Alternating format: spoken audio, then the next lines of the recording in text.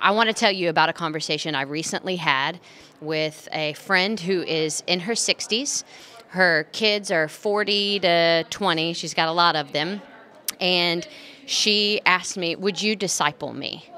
And of course, that is amazing. But in my opinion, this woman is a pillar in her church. And she said to me, Casey, I have never been discipled. The only reason that my children were discipled is because they had a great youth pastor.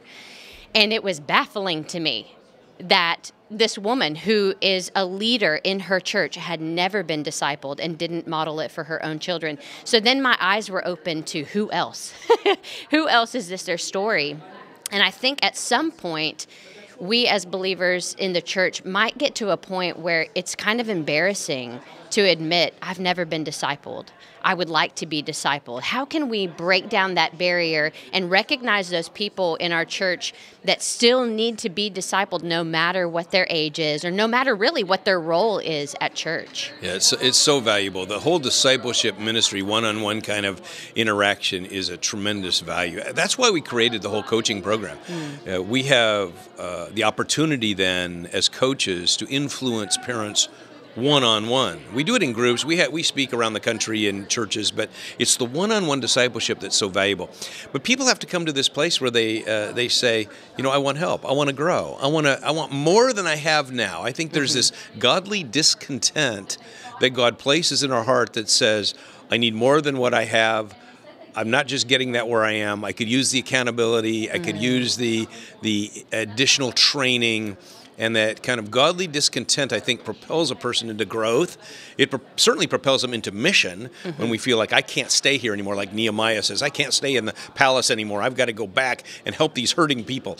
I think that's this godly discontent. But when we're talking about inside the church and discipleship, people have to come to that place where they say, I want more of God. I want more, and I'm not getting it just doing the things I'm doing. I need a greater relationship. And, of course, God's the one, Jesus is the one who designed this discipleship program that we follow. Right. A tremendous tool that we all have to embrace. Yeah, and this person said to me that she was young when she had her first child, and when she had her first child, they just put her into children's church. So she's taught children's church, and she said, my faith is still at that level. So it's kind of an embarrassing thing, for her to even admit, hey, I need to be discipled. But I love that you're saying that one-on-one is important no matter the age, that investment in those parents. What do you think pastors can communicate to them to help them feel like they're breaking down that barrier of embarrassment or of their need to be discipled, even as parents, no matter the age? Let's go back to the model of Jesus with his disciples. He works with them for 3 years. He helps them rise to the occasion for them. But they are feeling anxious when he's leaving. And he says to them, do not let your hearts be troubled. Do not be afraid. And then later in the passage, he says, when I leave, I'm sending to you the Paraclete. We translate that word in different ways. Sometimes it's comforter, sometimes it's helper, sometimes it's advocate, but the word means to come alongside and help. That is the idea here, and even the disciples who were with Jesus for 3 years needed more. I think as pastors, we communicate a very powerful message to people to say you're always growing, you're always needing input in your life. And yes, you're going to get it on Sunday morning from my teaching, but the small group is a powerful way to learn as well. But then there's also the one-on-one mentoring that is tremendously valuable, because what happens then is you can individualize it and you can personalize it. And the applications of God's Word are infinite.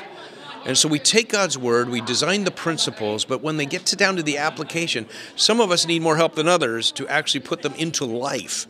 That's what discipleship is. And when parents grab that idea and they're discipled, they know how to turn that around and work with their child. Every child's different. Every child's unique. We work with parents who have kids who have intermittent explosive disorder, ADHD, oppositional defiant disorder, defiance just by itself. We've got all kinds of challenges with anxiety and anger.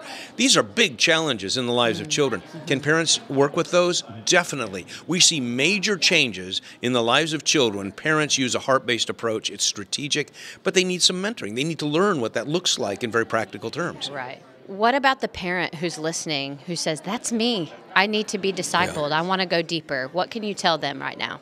The first book I would recommend that people read of mine, I've written 15 books, but the key book is this book, Parenting is Heart Work. But it has a training manual that goes along with it. The training manual gives you practical training tools. I would suggest your children need therapy.